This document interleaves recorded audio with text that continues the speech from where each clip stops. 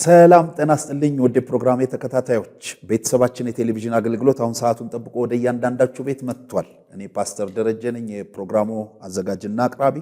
እንግዲህ ባለፉት ተከታታይ ሳምንት ወደ 2 ወር ለሚጠጋ ጊዜ የማግባት ዋና ዋና ቅድመ ሁኔታዎች በሚል ወደ 7 ክፍል የሄደ ትምህርት ተመልክተናል። በተለይ ከቅድመ ዝግጅት አኳያ እያየን ከነበረው ቅድመ ዝግጅት አኳያ እንግዲህ ከስነ ልቦናዊ ቅድመ ዝግጅት ወይም ከሳይኮሎጂካል ሬዲነስ አኳያ በተለይ አራተኛው ብለን እሱን አይተናል። በዛ ስር እያየን የነበረው ደስተኝነት ብለን አይተናል። እንግዲህ ደስተኝነት በጣም ያስፈልጋል። እንግዲህ ደስተኝነት በማንኛውም ጊዜ በጋብቻ ውስጥም ሆነ በዚህ ምድር ላይ ስንኖር ደስተኛ መሆን መቻል አለብን። እንግዲህ ደስታን ብዙ ጊዜ በመጽሐፍ ቅዱስ ላይ ስለ ደስታ ብዙ ቦታ ያወራል። ለምሳሌ በአዲስ ኪዳን ብቻ ወደ 60 ጊዜ ስለ ደስታ የተጠቀሰበት ሁኔታ አለ። በተለይ ደስ ይበላችሁ የሚለው ደግሞ ወደ 72 ጊዜ የተጠቀሰበት ሁኔታ ባለፈው ተመልክተናል። በተለይ መዝሙር 68:3 ላይ ጻድቃን ደስ ይበላቸው፣ በእግዚአብሔር ፊት ሐሴትን አድርጉ፣ በደስታም ደስ ይበላችሁ ይላል። ስለዚህ ደስተኛ መሆን ራሱን የቻለ ነገር ነው። ደስተኛ የሆኑ ሰዎች የትዳር ጓደኛ ጋር አብረው ሲኖሩ ወይም ጋብቻ ውስጥ ሲገቡ ደስታቸውን ያጋባሉ ወደ ትዳር ጓደኛቸው። አለበዛ ግን ምንተክስ ከሆነ በሆነ ባልሆነ ምንነጫነጭ ከሆነ በሆነ ባልሆነ ምንናደድ ከሆነ ምናዝን ከሆነ ነገን እያሰብን ምንሰጋ ከሆነ ነገራችን ይበላሻል። ስለዚህ ከሰዎች ጋር ላለን ማንኛውም መልካም ግንኙነት መሰረት የሆነው ደስተኝነት ነው። አገልግሎታችንንም በመልካምና በሰላም ለማገልገል በሰላም ወጥተን ለመግባት ደስተኝነት በጣም ወሳኝነት አለው። ብዙ ሰዎች ደስታቸውን የሚያጡት ነገ ደስታለው ወይም ደግሞ ነገ እንትን ይላል ይሄኛው ይስተካከልና ብለው ስለሚያስቡ ነው። እኔ ግን ዛሬ መከራችሁ ወገኖቼ ለደስታ ቀጠሮ አትያዙ። ለደስታ ቀጠሮ አትያዙ። ይሄን እምላችሁ ለምንድን ነው? ክርስቲያኖች ነን። በዙሪያችን ካለንበት ሁኔታ ከባለፈው ህይወታችን አንጻር ከሆነብን ነገር ይልቅ የሆነልን ነገር ይበልጣል።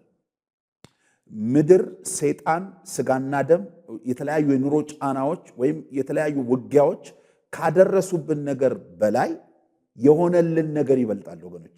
በእግዚአብሔር የተደረገልን ነገር ይበልጣል። እግዚአብሔር ዕድሜ ሰጥቶናል። እግዚአብሔር እስትንፋስ ሰጥቶናል። በሰላም ወጥተን በሰላም እንገባለን። በሰላም ተኝተን በሰላም እንነሳለን እና እግዚአብሔር ብዙ ቆጥረን የማንጨርሳቸው ፕሪቪሌጆች ሰጥቶናል።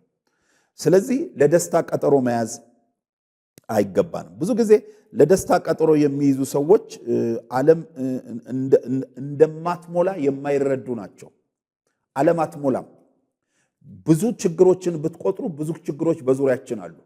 ግን ደግሞ ብዙ መልካም ዕድሎችን ብንቆጥር እግዚአብሔር የሰጠን ብዙ መልካም ዕድሎች በዙሪያችን አሉ። ስለዚህ ዛሬ ደስ ሊለን ይገባል። የእግዚአብሔር ቃል እንደሚለው ለደስታ ቀጠሮ መያዝ የለብንም። ሰው በጥቂቱም ሆነ በብዙ ከችግር ነፃ ሆኖ አያውቅም። ግን ደግሞ ሰው በጥቂቱም ሆነ በብዙ መልካም ነገሮችን አያጣም በዙሪያው። ስለዚህ ለችግሮቻችን መፍትሄ ማፈላለጉ ጥሩ ነው። ግን ደግሞ መልካም ነገሮቻችንን እያየን መልካም ነገሮቻችንን እያሰብን በእግዚአብሔር ፊት በደስተኝነት መመላለስ በጣም ትልቅ ነገር ነው።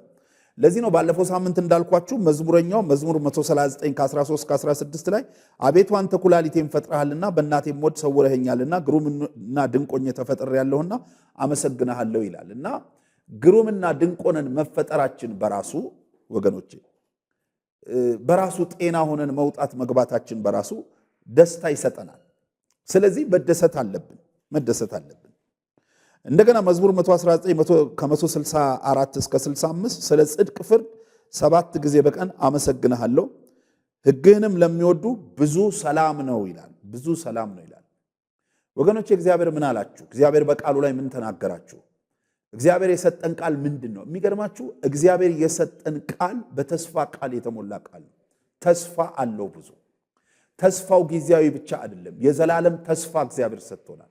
አንዳንዶቻችን እኮ በጣም የምንጨነቀው ለምድራዊ ነገር ነው። ነገ ይሄ ይሆንብኝ ይሆን? ነገ ይሄን እንትን ሊሆን፣ ነገ ይሄኛው ነገር ያሰጋኝ ይሆን ነው የሚለው። ወገኖቼ እኮ እግዚአብሔር አይደለም ለምድራዊ ነገር ለሰማያዊ ነገር የሚታመን እኮ ነው። ልጁን ከፍሎ የዘላለም ተስፋ የሰጠን ጌታ ነው።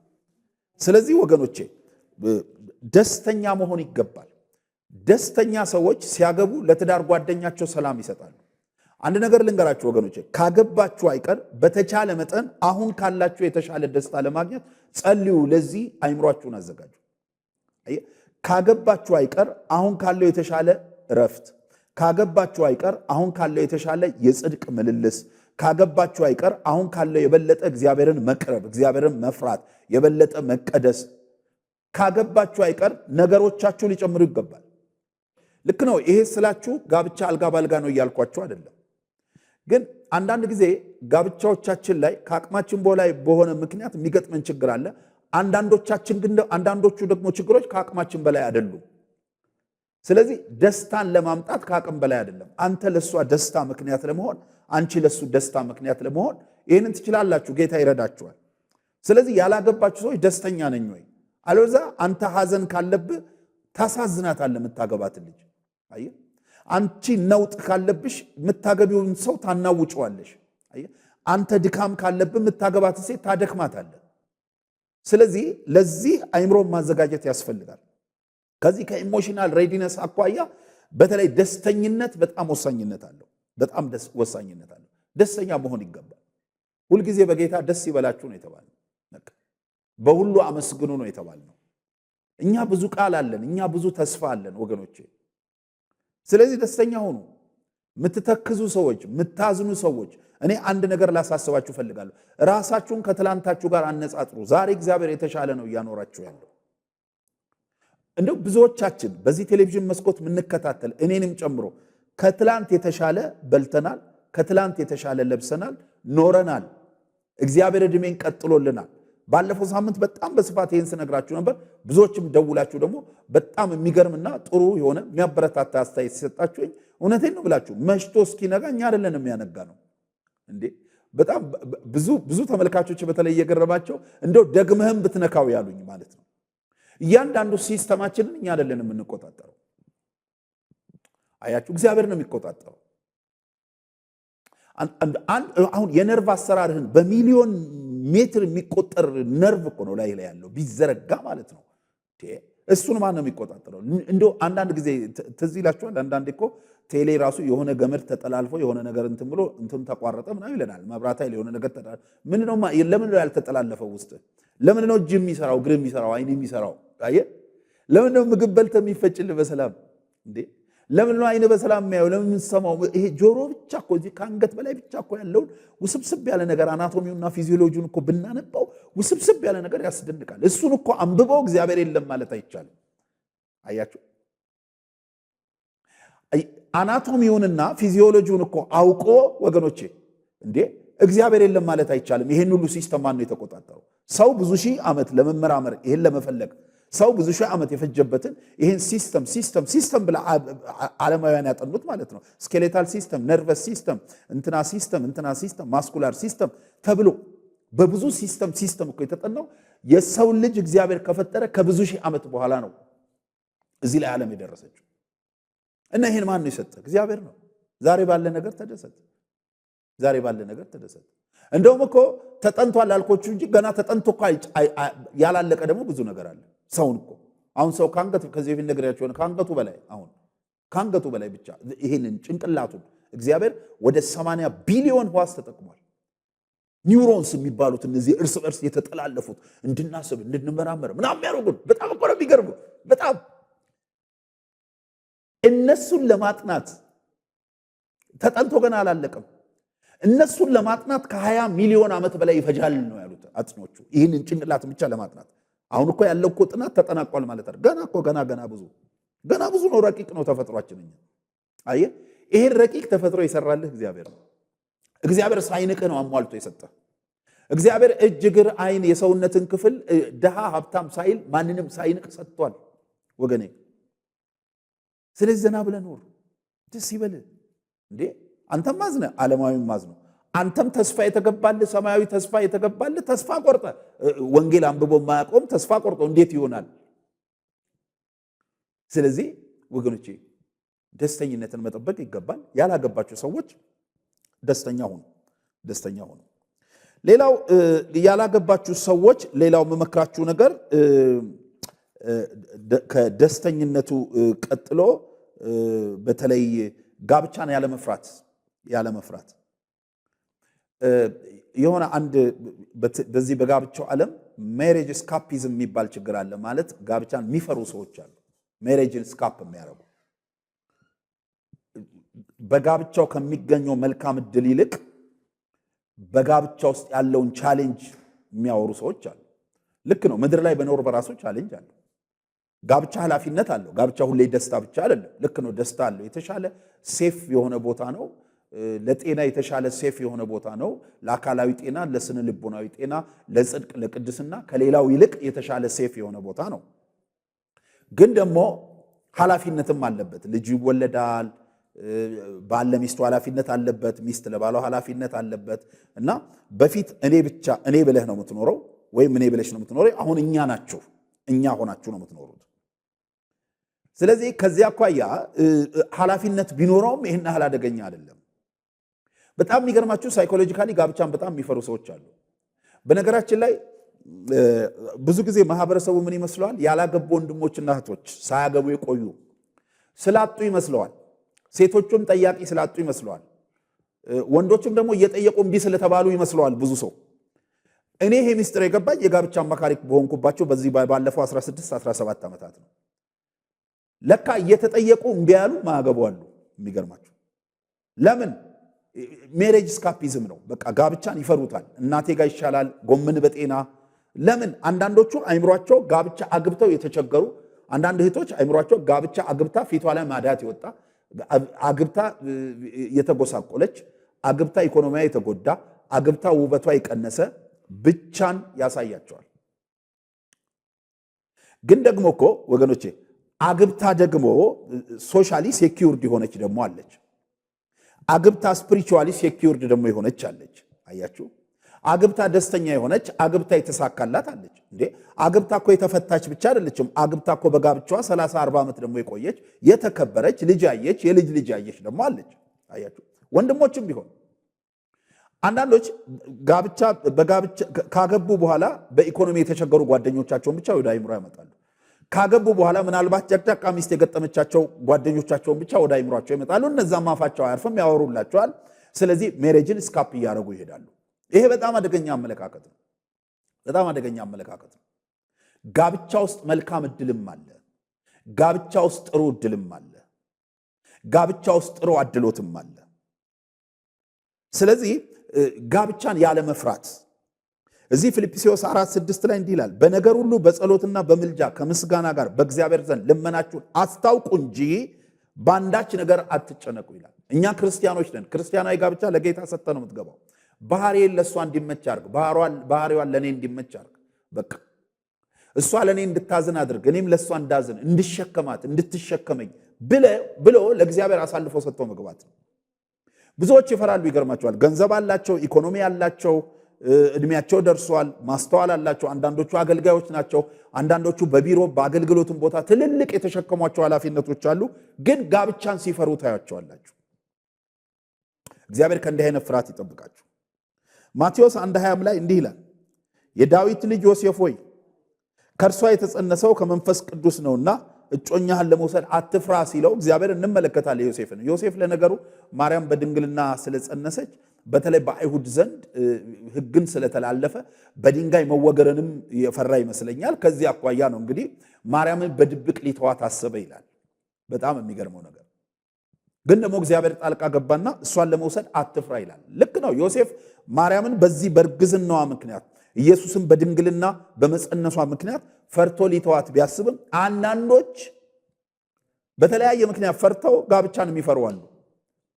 በተለያየ ምክንያት ፈርተው ጋብቻው ስለመግባት ወደኋላ የሚሉ ሰዎች አሉ። ግን ጋብቻ አያስፈራም ወገኖቼ። ጋብቻ መስማማት ነው የሚጠይቀው። ጋብቻ አንዱ ለአንዱ መሰጠት ነው የሚጠይቀው እንጂ ጋብቻ የመቸገር ማዕከል አይደለም። ብዙዎቻችሁ ያላገባችሁ ሰዎች የጋብቻው ጥቅሙ የሚገባችሁ የተሳካ ጋብቻ ውስጥ ከገባችሁ በኋላ ለምንድን ነው እስካሁን ሌት የሆንኩት? ለምንድን ነው አስተማሪዎቼ እስካሁን በደንብ ያላስተማሩኝ? የሚያሰኝ አይነት ብሌሲንግ አለው ጋብቻ።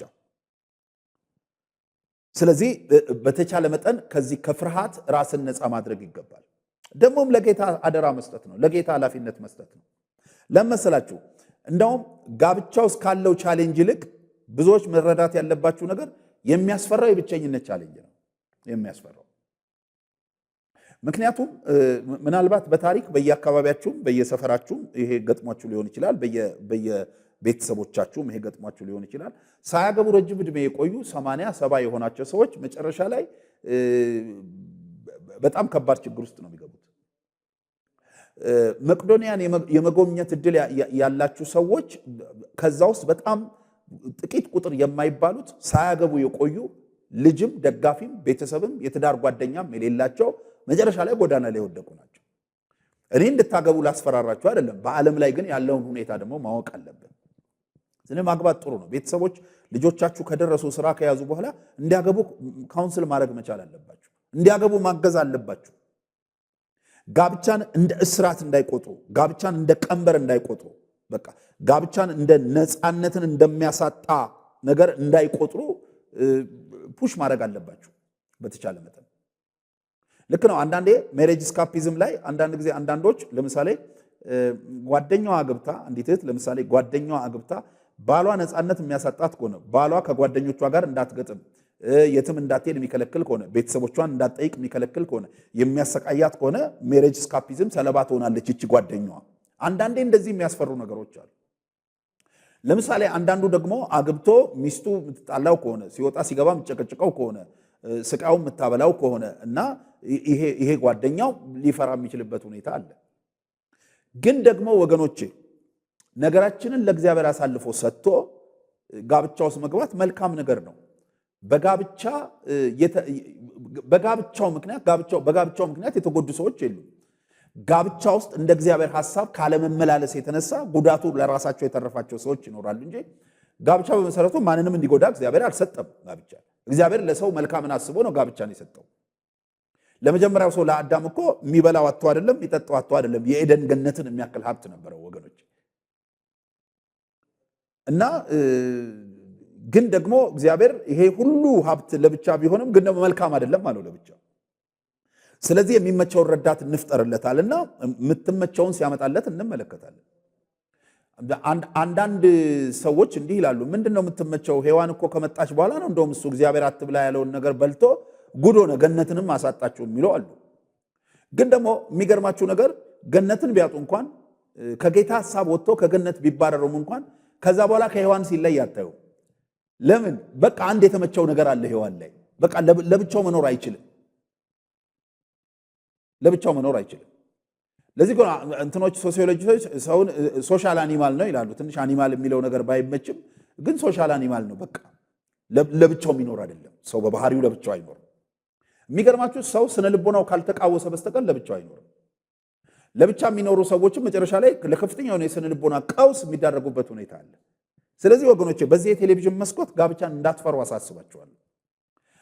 አንዳንዶች ኢኮኖሚውን ይፈራሉ። ከኑሮ አኳያ አንዳንድ ጥናቶችም አሉ። አሁን በተለይ በትልልቅ መንግስት ተቋማትም የተጠኑ በተለይ በዚህ በአዲስ አበባ ውስጥ ከተወሰነ ጊዜ የሚቀጠሩ በተቋማት የሚቀጠሩ ጋብቻን ሜሬጅ ስካፒዝም ሰለባ ናቸው። ጋብቻን አይፈልጉም፣ ጋብቻን ይፈሩታል፣ በውጭ ዝም ብለው መመላለስ ነው የሚፈልጉት የሚሉ ጥናቶች አሉ።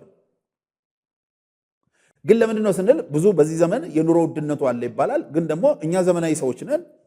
የኑሮ ውድነቱ ልክ ነው፣ ልጅ ከበዛ ጫና ሊያሳድር ይችላል። እሱንም ቢሆን ደግሞ ዘመኑ በሚፈቅደው ልክ የእግዚአብሔር ቃልም በሚፈቅደው ልክ ፋሚሊን ኮንትሮል አድርጎ ባልና ሚስት እሱ በሷ እሷ በሳ አርፎ ትንሽ ደግሞ ሲኖራቸው አንድ ወልደው ትንሽ ደግሞ ሲኖራቸው ሁለት ወልደው እንደዚህ የሚሆኑበት ሁኔታ አለ።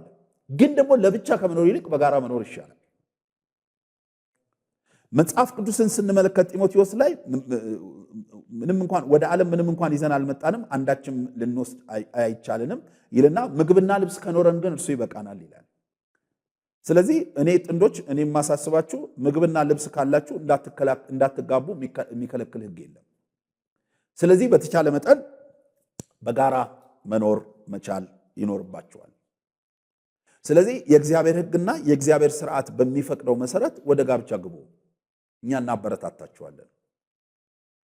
ምክንያቱም ሁሉም ነገር ጊዜ አለው፣ ለሁሉም ጊዜ አለው ይላል መክብብ ላይ። ከመወለድ ጀምሮ ጊዜ አለው፣ ለማግባትም ጊዜ አለው፣ ለመውለድም ጊዜ አለው፣ ለመጎልመስ ጊዜ አለው፣ ለመሸምገል ለማርጀት ጊዜ አለው፣ ለመሞትም ጊዜ አለው ይልና ከዛ መክብብ 3:10 ላይ እግዚአብሔር ነገርን ሁሉ በጊዜው ውብ አድርጎ ሰራው ይላል። ስለዚህ ነገር በጊዜው ሲሆን ውብ አለው ወገኖች። ወገኖች፣ ውበት አለው ወገኖች። ስለዚህ በተቻለ መጠን ጋብቻን ሳትፈሩ በሚገባው ጊዜ ወደ ጋብቻ መግባት አለባችሁ። አንዳንዶች ከጤናማው የወጣ አጉል ስጋት አላቸው። ይሄ ከጤናማው የወጣ አጉል ስጋትን አጥኞቹ ካታስትሮፓይዚንግ ይሉታል። ይሄ ካታስትሮፓይዚንግ ያለባቸው ሰዎች ከጤናማ የወጣው ስጋት አለ። ለምሳሌ በዚህ ስነ ልቦና ውስጥ የገቡ ሰዎች በዚህ ስነ ልቦና ቀውስ ውስጥ የገቡ ሰዎች መኪና ተጠንቆ ማሽከርከር ጥሩ ቢሆንም አሁን ስነዳ አንድ ሲኖትራክ መጥቶ ላይ ቢጨፈልቀኝስ ብለው ሊያስቡ ይችላሉ። ይሄ ቀውስ እንደዚህ ነው።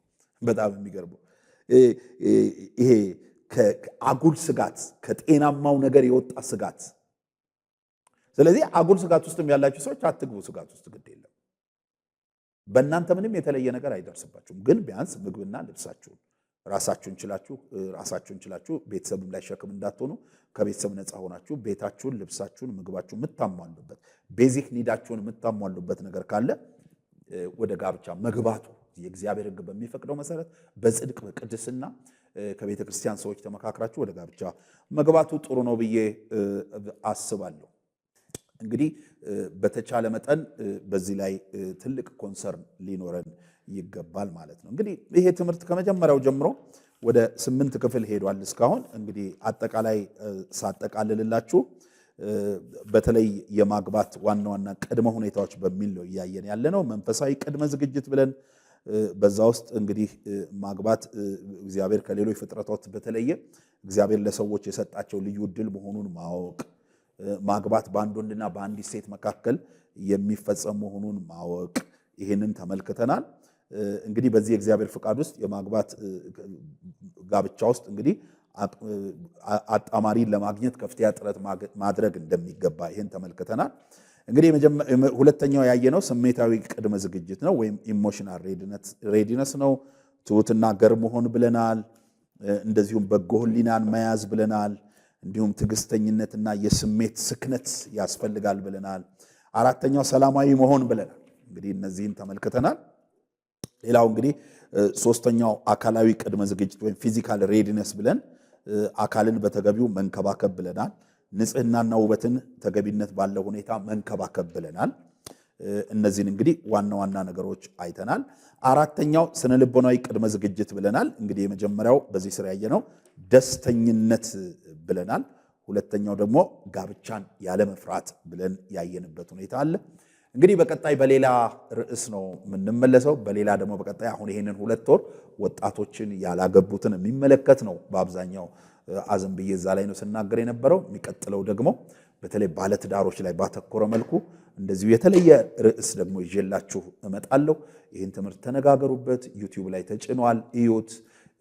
እንደዚሁም ጥያቄ ካላችሁ ስክሪኑ ላይ በሚወጣው ስልክ ደውሉልኝ፣ እረዳችኋለሁ፣ አማክራችኋለሁ። መልካም ጊዜ ይሆንላችሁ። ወዳችኋለሁ። ባባይ